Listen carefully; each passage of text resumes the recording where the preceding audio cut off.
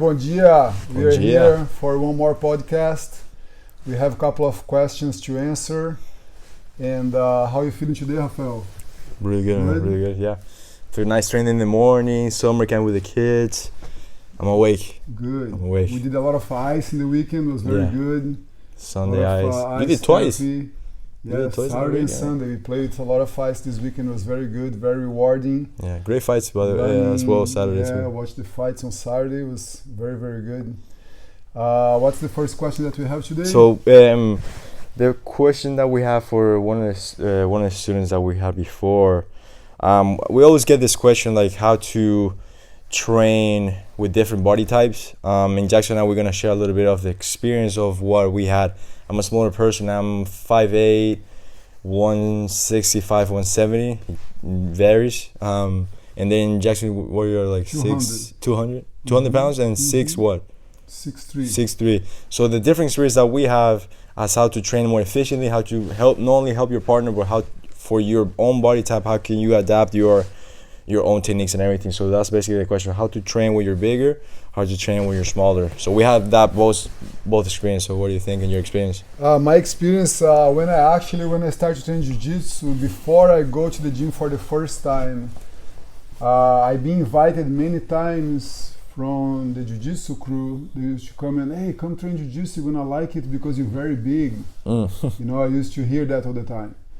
And that's what I did. I went to Jiu-Jitsu and I found out that for the fact that was bigger than average, and I was bigger than average. I was heavy. I was probably like 230, 240 pounds. When you were younger, right? Yeah. And then eventually I found out that actually being heavier would benefit me in some aspects of the training. Yeah. You know, and then with years past training, practicing Jiu-Jitsu and understanding the gentle arts, the way it should be delivered, I understand that doesn't matter how heavy you are. You know, doesn't matter how big you are, and that applies to me because when in the beginning I used to train with the same intensity with whoever my partner was. I used to just put it out there. You know, whatever the situation was. And what you mean, like you go strength with them? Go with my weight on it. Doesn't matter. I used to don't adapt the training regard to my partner's size. And then with time, I start to realize that it's unfair. You know, if both of you guys know Jiu-Jitsu, and I'm 40 pounds heavier, I have a lot of advantage on the training. You know, and then maybe you are more flexible than I am, and everybody have different some strength abilities. Here and there.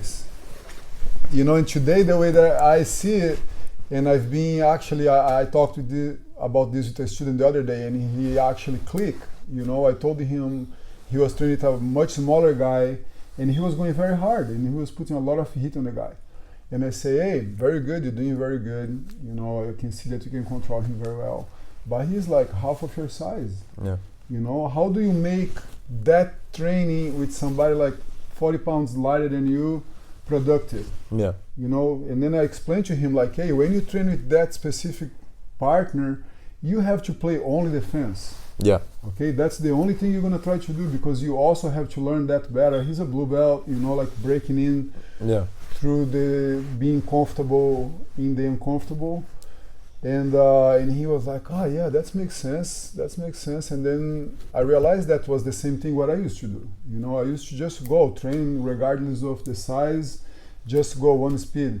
And I think it's unfair. You know, you're in the gym, you train with somebody that's also trained and know pretty much what you know. Yeah. But you know, the ability, the strength, and the size really matters. And my friend in London used to say he used to lift a lot of weights. He's a teacher at Carson Gracie, super nice guy, Wilson, and he always pumping weight, very fit guy. And he always say, why we push so much weight? And he used to say, you already big, and he's like a huge guy already.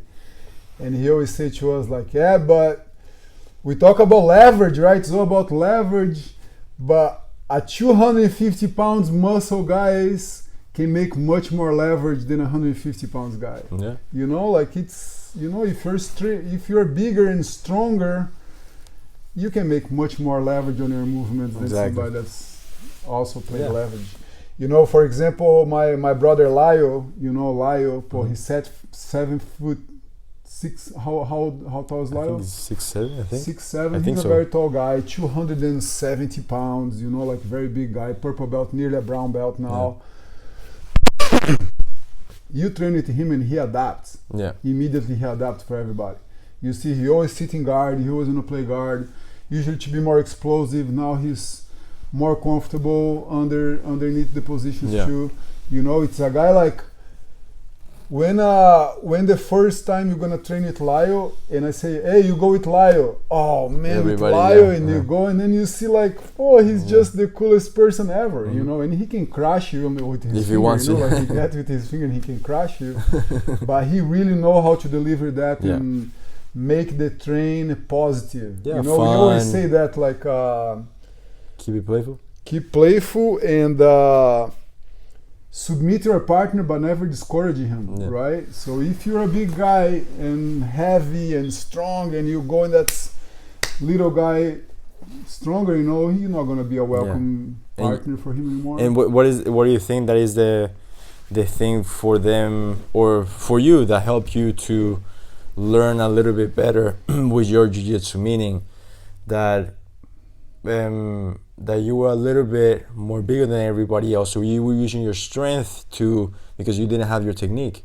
So what do you recommend with people that are bigger, that are using strength and weight, meanwhile they don't have the technique? What do you recommend for those people that are starting in that white and blue belt? Everybody that trains jiu-jitsu for a while, you're going to experience a lot of different kind of partners. The aggressive, the passionate, the flexible, the stinky, you know, all kinds of partners. You're going to experience them along the road. The way that clicks for me was training with bigger, compassionate partners. That's the way, like, oh, this guy's very big. He could have crushed me, but he didn't. You know, I finished the 10 minutes round with somebody 50 pounds heavier than me and was pleasant. Yeah. And then I say like, that's interesting. So I am that guy for somebody 50 pounds lighter than me. And that's why I have so much respect when I see a black belt, 125 pounds guy, 130 pounds guy, black belt in jiu-jitsu, and he even trained in a competition gym. I said, wow, you are the man. You are the man, because it's harder. You know the difference, yes. It's harder, you know, it's harder. It's harder. And if you put another element on this situation too, and that guy, that smaller guy, 130 pounds guy, black belt training in a competition gym, he also have ego. Oh man, his life is hard. I know, I have a good friend of mine that's in that exact position. You know, he's a very competitive guy, smaller, he don't accept to lose. Imagine, man, his life is really hard. It's really, really hard. Yeah, they put some heat on.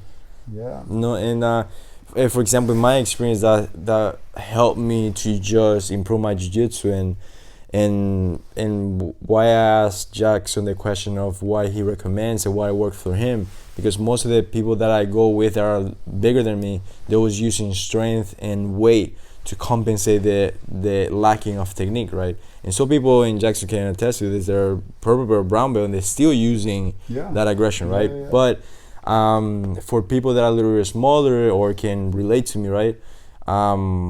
You're gonna be on the bottom of the jiu-jitsu rolls and everything like that. When you get a little bit more advanced, you're gonna be on the bottom of the fight all the time.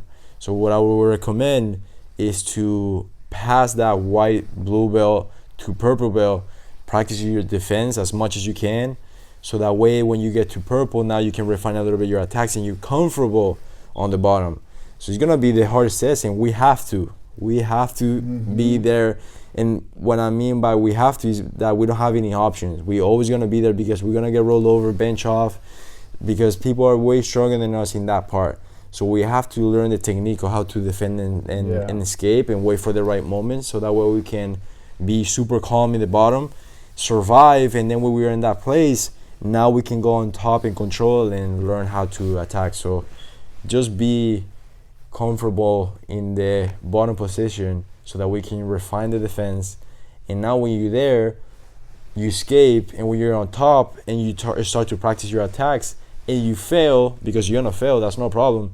You're gonna learn, okay, cool, I got rolled over because I didn't do this. Now you're in the bottom, but you're comfortable because you know that you're gonna escape in whatever moment.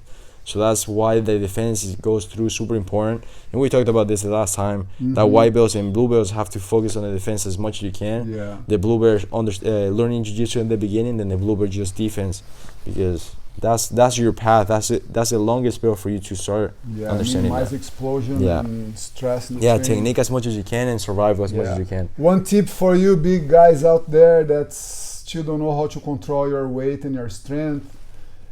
You probably heard your training partner after the training, they shake hands, say like, "Oh man, how much you weigh?"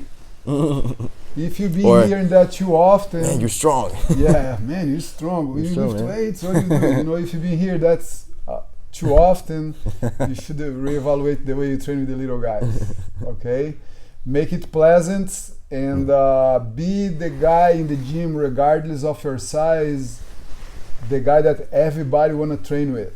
Okay, like. When you say, guys, change partners, you see like 3-4 guys walking towards that guy to train with him. You want to be that guy. You really want to be that guy. And if you're bigger and strong, you can be that guy anyway. Okay? It doesn't matter if you're super powerful or incredibly big. Doesn't matter. Okay? Make the training fun and you're gonna have a lot of partners. I met a guy in California the other day, Spoonface, a guy from UK, awesome person. He do a lot of movies. He works for the movie industry. Is the nickname Spoonface? Yeah, his nickname. I thought you were messing around. Super nice guy, funny, incredible guy. He's very awesome. Big. He probably weighed like 250, 260 pounds. And he actually talks about it. He asks questions like, "Hey, what's the variation for the Kimura for a heavier guy? For a heavier guy like me? What a heavier guy like me should do on the top, like when Fabricio Verdun shows us like that control with the shoulder on the face here on the side mount." He asked, "Hey Verdun, can I ask you a question? How a guy my size would do that with somebody and not be rude, you know?" And Verdun like, "Oh man, this is kind of rude, you know." Anyway, but you can adapt this way and that way. So he consciously know his size. He's compassionate about that. Yes, and he was very nice about it, you know. That's like awesome. Man. And that's everybody really cool. just wanna train with him. Actually, Spoonface, I still own you a row. We're gonna do that next summit, okay? Come next summit, and we're gonna do that row together, brother. That's awesome, man. That's really cool. Yes. What's the next question we have? So the next one is how to learn jiu-jitsu a little bit more efficiently. And what I mean by that, in that question, we always get like, man, like what can I need to learn just to learn a little bit faster? What do I need to go? And we address a little bit of that, like what a white belt should focus on. But this is a person that just wants to absorb jiu-jitsu in a way that is a little bit more efficient, even though if you are white belt, blue belt, purple belt, whichever stays in your belt. So I have two things. So what do you have? One student asked me the other day, actually, he asked me like, "Hey, there's anything I can do at home to speed the process?" Yeah. And I think there's things you can do at home, like stretching. It's not gonna hurt, it's gonna get you more flexible and more aware of your body. And shrimp escape, front row, back row in the carpet. You know, if you're not familiar, like slowly practice that. Break fall, stand up in base, you know, practice stand up in base at the house. You can do a little workout, like 10-15 minutes of jiu-jitsu drills. Getting your body actually, we should make a video of that. We should make a little video of little drills that the students can do at home. Leave a comment if you want to. You want the video. And that way we know. And cool. It's something to practice at home, you know. You can either like be in the house, in the carpet of the home, in your house. You can just practice a couple of drills like that. So this is one of the things that you can get awareness how to move your body more efficiently. That's gonna help you in jiu-jitsu. Another thing that I think that's amazing is the online platform. If your organization have an online platform that's offer the classes to the student, that's huge. That's a huge way to speed the process, because if you come to the class knowing what's going to be taught on that day, and you can review that class after in some kind of platform that you can access there and see, class 25 is today, or technique this or that, you can go there and watch. This is huge. It really helps. You know, the organization with the card, that you know how many classes you did and where you are exactly in the process of mastering the first step of jiu-jitsu, the blue belt, the whites to blue belts.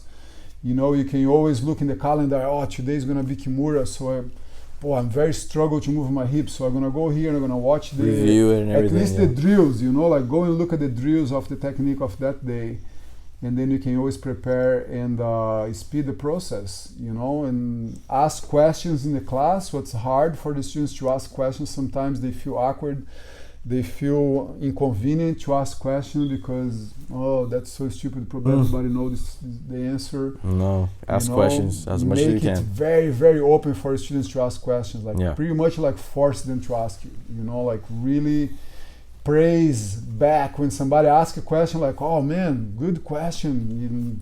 You encourage them to ask, because that hour is where they learn mostly, you know, and be That's curious. what they pay for, yeah. That's what they very pay for. Curious.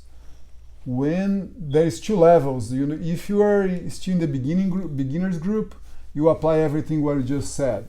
If you're more advanced students, you know, I remember like when I was already like purple belt, probably like half of what I knew at that point, I learned from friends, not from my professor.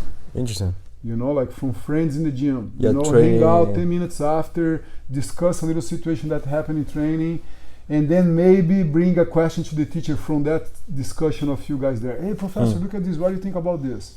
You know, so you have like 2, 3, 4 brains involved in the same questionnaire there, and you go there and you break, do some transitions, some variations there, and explain a little bit how that works. But I remember like all the time the curiosity of, because jiu-jitsu is so creative, you know, if you ask a question to somebody, he have totally different answer of that same situation. Yeah, totally you different know, variation. My point of view of a technique is different than yours because your body is different.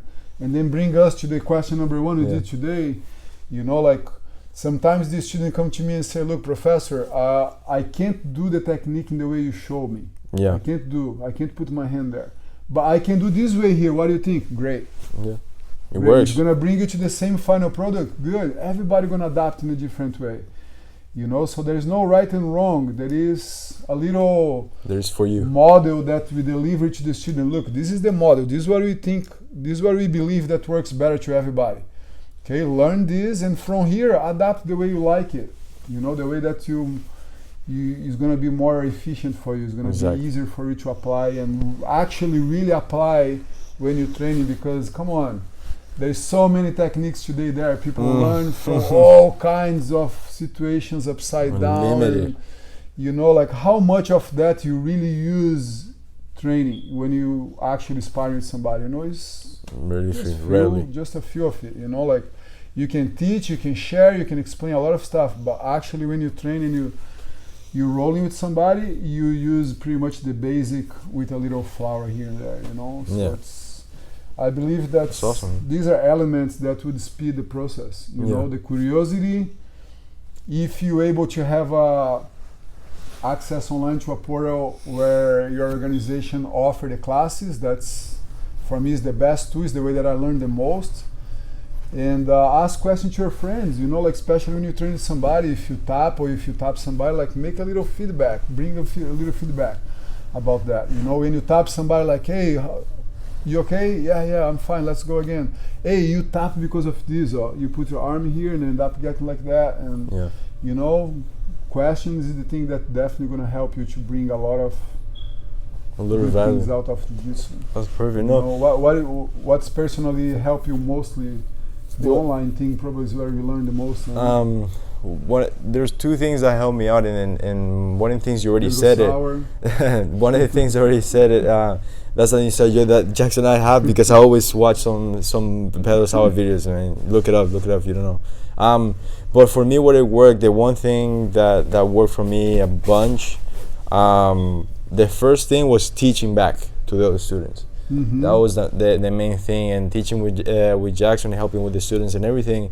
That's the thing that speed up my process. I'm almost every day at the gym, so that helped me to speed the process and to make it available and process it in my mind in a way that I have to explain it. So I have to really think through before I explain the move, right? So that makes me absorb it twice. Absorb it, like watching Jackson do the move a little bit, and then explain it to the other student, absorb it again, and then because I'm trying to analyze how can I deliver it and how can I communicate it with the other person, right? That's great. That's a good point, man. And that's what makes the review time in the beginning of the beginner's class so productive. Yeah, super essential. You know, because actually the student, he's gonna teach another student for 10 minutes. Exactly. You know, like one of the techniques that he know already, he can teach. And teaching is a crazy element to learn. When you teach somebody, really review, and you have to be ready for the questions that come back, what's bring you out of your comfort zone, and you need to answer that question in a way that's going to be productive to the student. It puts you in a different like state of mind, and there's a stats that you can look up that has like when you teach something, it gives like a 80-90% retention in your own brain, so you keep it like even more. And then the second one that I learned from Henry and Hiron that I always try to they're from the Gracie family, they always have it, they share it all the time, and they I try to deliver here at the school is a principle the principle method instead of technique, meaning that the idea of learning a technique, there's unlimited, as Jackson said, there's unlimited techniques that you can use, but a principle gives you the tool to use it whenever. So when a principle means, for example, the controlling the wrists in just whatever situation. So the wrist control in fighting even, or in jiu-jitsu, so we can like narrow it down. In jiu-jitsu is super important. I can be on the mount, I can be on the guard, I can be Simon, I can be wherever. Just controlling the wrist, controlling the arms is a principle that you can take wherever place. It's gonna be annoying wherever you go.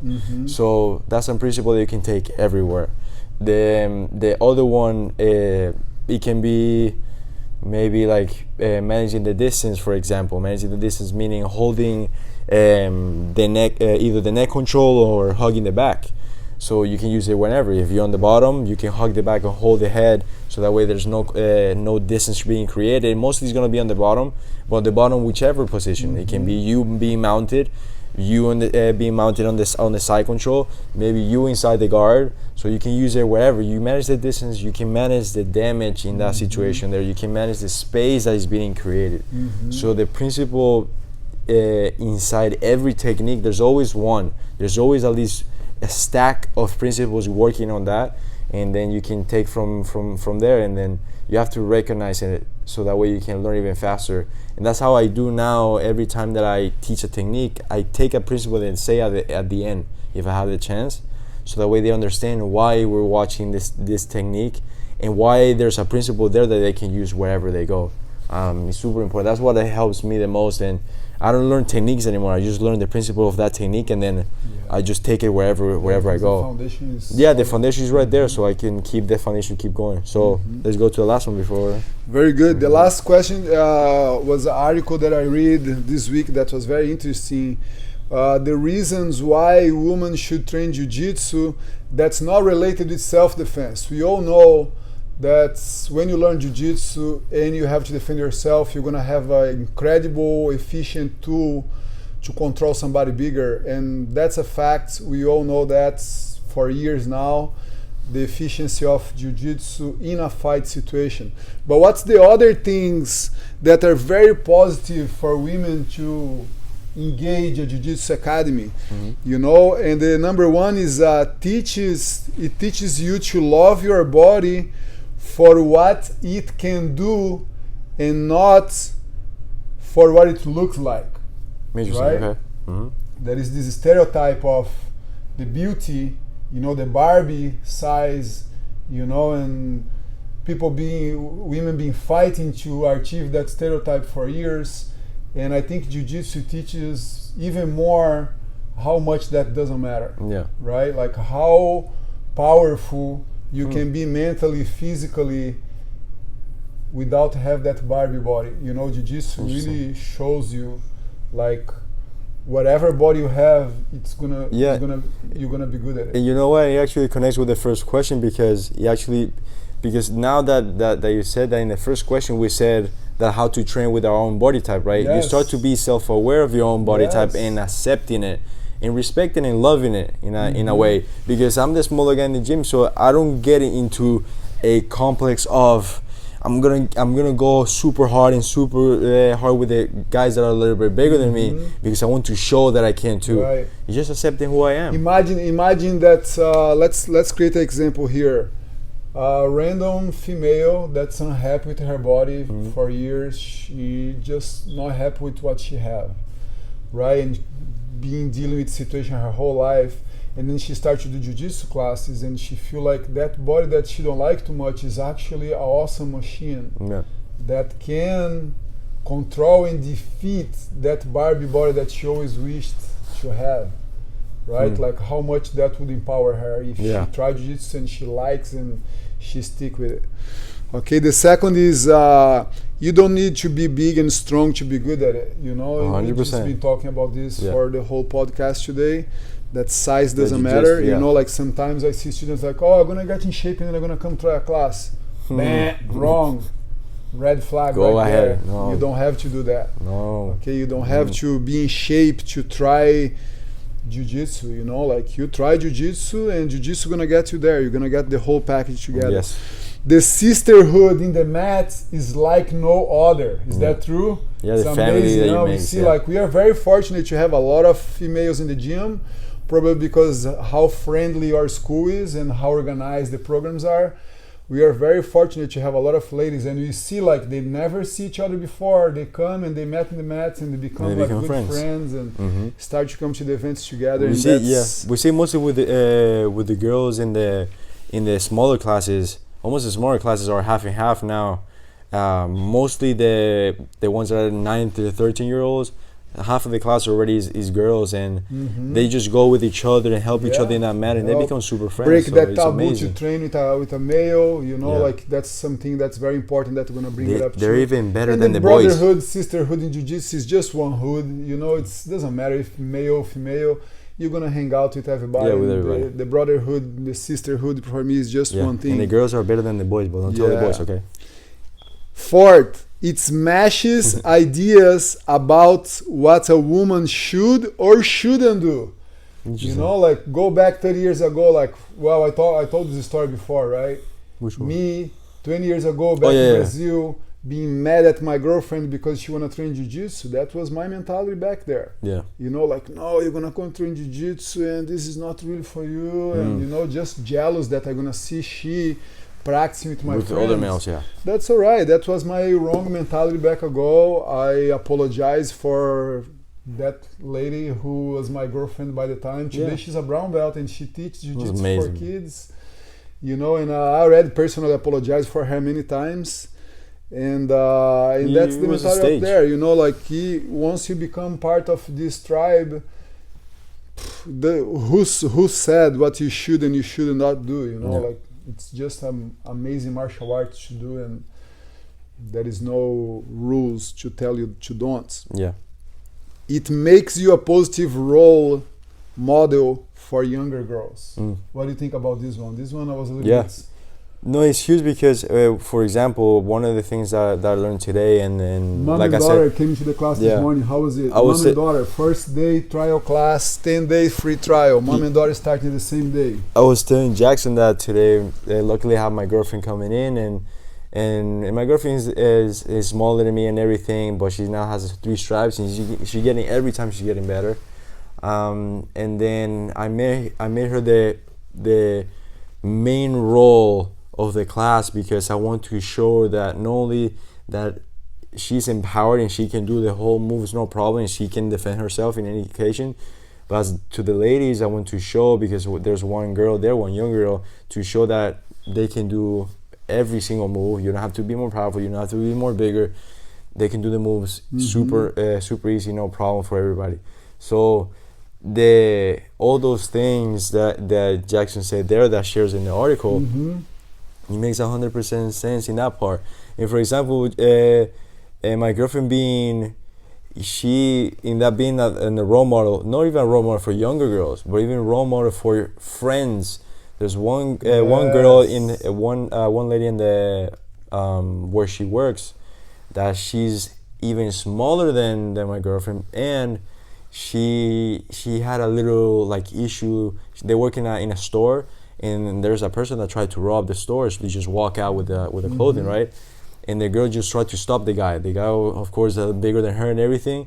She got the clothing, but she still don't get that serious. Like she doesn't have the authority because she's not a big person. She doesn't have the authority. Like she says, like, "Hey, stop, please," and everything. They're not gonna pay attention. Right. So my girlfriend having that experience and the tools of martial art and jiu-jitsu, she had the confidence to tell her, "Hey, I do jiu-jitsu. Come to the gym and everything. My boyfriend is there. We both can help you out.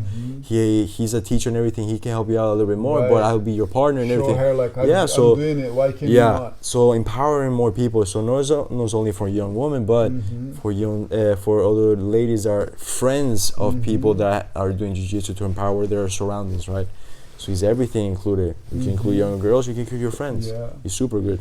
That's great. I was really excited about these 5 reasons why women should train jiu-jitsu that are not related to really powerful. You know, it's just jiu-jitsu. Jiu-jitsu is an amazing thing to do. It's growing like out of control. It's really growing super fast. It's amazing. You know, and you see like the UFC like really pushing it forward more and more. I found out this week watching a documentary that actually the first seed to the UFC being bought by Dana White and his 2 partners was a jiu-jitsu class. So they met a guy, the guy taught them jiu-jitsu in a hotel room, and they're like, "Man, we like this, we want to do more of this," and then become the UFC one of the biggest growing sport in the world. Well, you know, that's how catchy jiu-jitsu is. You know, it's, man, when you like it, it's like addictive. It's there. The benefits is just there, you know. That's so cool, man. So today we talked a little bit about the size matters or doesn't matter, how you apply your weight and your strength to become a little bit of our experience. A pleasant jiu-jitsu partner. We talked why jiu-jitsu is so good for women, apart from being incredible. The tools and the self-defense, like few other perks that are really interesting that you can get together. And we talked about how to absorb jiu-jitsu a little bit more efficiently. Tools to use to absorb jiu-jitsu better. Yes, it's if you have any comments, please bring it up. Share some ideas with us. Some feedback is always welcome. We've been enjoying to have this podcast here and share some ideas. Very much into the ice experience now. I can't stop to think about the ice. Yeah, and that was from the episode about before. To start the ice club now, huh? Yeah, we're gonna private ice club. We talked about the ice bath party, not challenge. The party that we had before, so you can watch the episode 13. This is gonna be the 14th. So if you have any questions, any other ones, we're gonna get more from the students. But if you have a special one for you and your situation, we can talk about it here. We have a bunch of experience in between us. Cool. If you're doing jiu-jitsu, keep doing it. If you're not doing jiu-jitsu, you missing it. You gotta try it out. Okay, it's time for you to go and find a gym close to you and try it. Brazilian Jiu-Jitsu, the solution for so many problems, right? Yes, and this is amazing. It's amazing. Thank you, guys. See you next time.